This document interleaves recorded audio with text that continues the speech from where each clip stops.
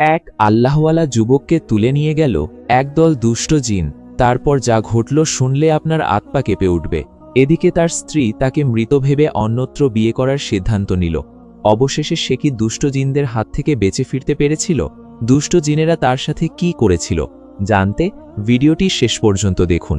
মদিনার শান্ত রাত, আকাশ ভরা তারা, কিন্তু অলিগলিগুলো ঘুটঘুটে অন্ধকার। যুবক আমের এশার নামাজের আজান শুনে ঘর থেকে বের হলেন, হাতে একটি ছোট চেরাগ। হঠাৎ বাতাসের শোঁ শব্দ তীব্র হতে লাগল। আমেরের মনে হল চারপাশটা কেমন ভারী হয়ে আসছে। হঠাৎ এক বিকট হাসির শব্দে তিনি থমকে দাঁড়ালেন। কিছু বুঝে ওঠার আগেই একটি অদৃশ্য বিশাল হাত তাকে মাটি থেকে কয়েক ফুট উপরে শূন্যে তুলে নিল। আমির চিৎকার করতে চাইলেন, কিন্তু তার কণ্ঠস্বর যেন কেউ চেপে ধরেছে।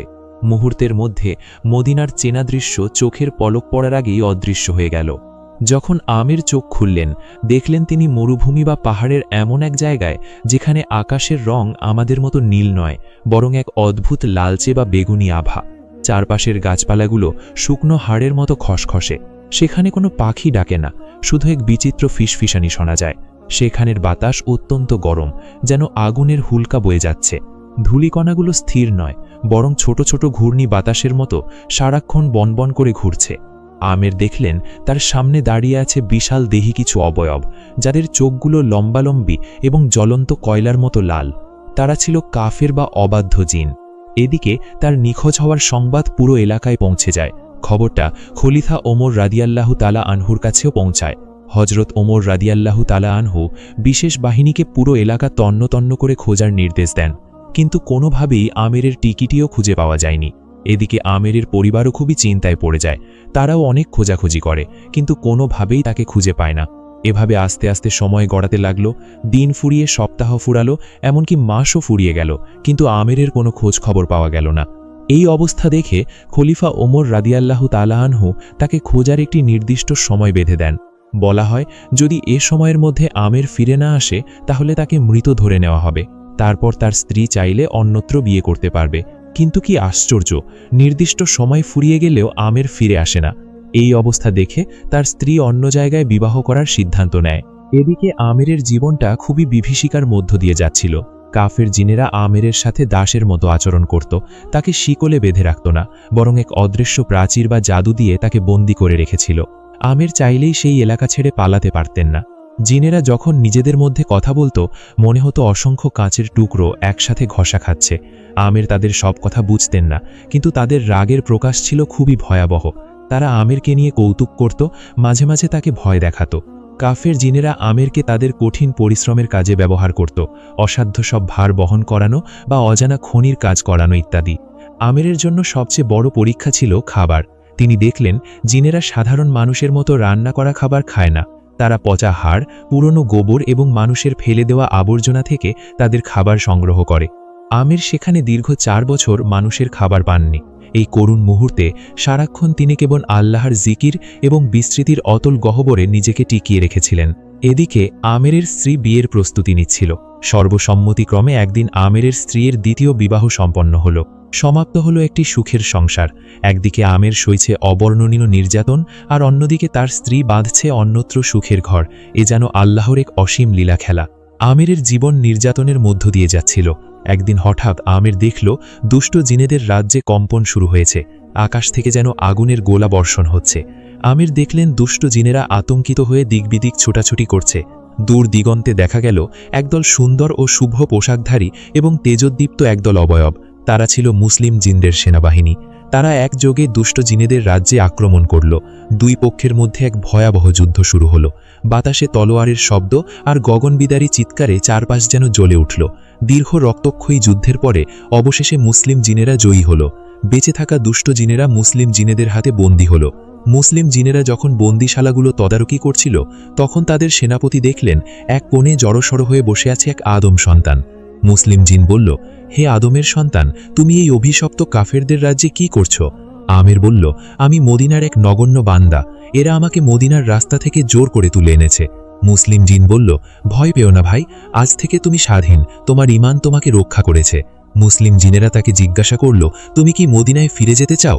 আমেরের চোখের অশ্রুই তার মনের আকুতি বুঝিয়ে দিল। আমেরের মনে আশার আলো জ্বলে উঠল। দীর্ঘ বছর পর ফেরার কথা ভেবে তার মন উৎফুল্ল হয়ে উঠল। দীর্ঘ অপেক্ষার পরে অবশেষে আসলো সেই দিন। আমেরকে ফিরিয়ে আনা হবে, এজন্য তাকে মেঘের মতো একটি বাহনে তোলা হলো। বাহনটি চলতে শুরু করল। চোখের পলকে পাহাড় সমুদ্র পার হয়ে তারা মদিনার উপকণ্ঠে পৌঁছে গেল। যাওয়ার সময় মুসলিম জিনেরা আমেরকে উপদেশ দিল যেন রাতে চলাচলের সময় সবসময় আল্লাহর নাম স্মরণ করে। আমির যখন মদিনার মসজিদে নববীর চত্বরে এসে দাঁড়ালেন, লোকজন তাকে দেখে থমকে গেল। কেউ ভাবল সে পাগল, কেউ ভাবল কোনো প্রেতাত্মা। খবর গেল খলিফা হজরত ওমর রাদিয়াল্লাহু তাআলা আনহুর কাছে। খলিফা তাকে চিনতে পারলেন এবং বুকে জড়িয়ে ধরলেন। জনতা গোল হয়ে দাঁড়িয়ে দেখছে এক অবিশ্বাস্য কাহিনী, কিন্তু কাহিনীর সবচেয়ে বড় মোড় তখনও বাকি ছিল।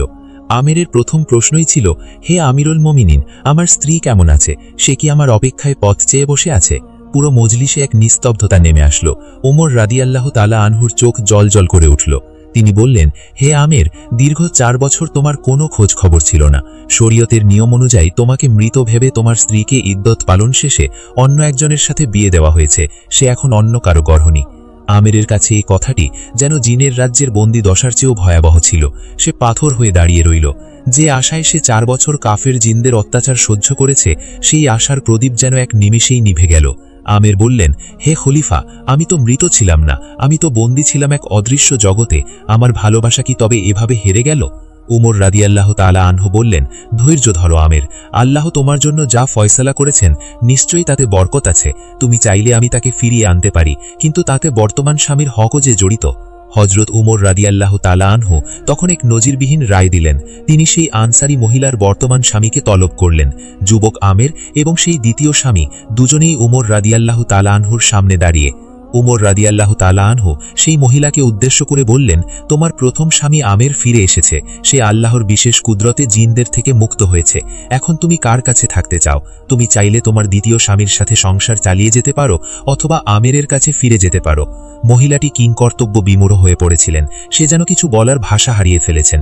একদিকে তার বর্তমান ঘর সংসার, আর অন্যদিকে তার হারিয়ে যাওয়া প্রথম ভালোবাসা। অনেক ভাবনা চিন্তার পর সেই মহিলা আমেরের দিকে ঘুরে দাঁড়ালো, হাত দিয়ে ইশারা করল আমেরের দিকে। আমের যেন প্রাণ ফিরে পেল। অবশেষে আমেরের ভালোবাসা জয়ী হল, কারণ তাদের মধ্যে ছিল গভীর ভালোবাসা এবং বিরহের টান। উমর রাদিয়াল্লাহু তাআলা আনহু নির্দেশ দিলেন, দ্বিতীয় স্বামী আমেরের স্ত্রীকে যে মোহরানা দিয়েছিল সেই অর্থ আমের পরিশোধ করে দেবেন। এরপর মহিলাটিকে পুনরায় আমেরের সাথে বিবাহ বন্ধনে আবদ্ধ করা হয়। মদিনার খেজুর বাগানের পাশে আমের এবং তার স্ত্রী হাঁটছেন।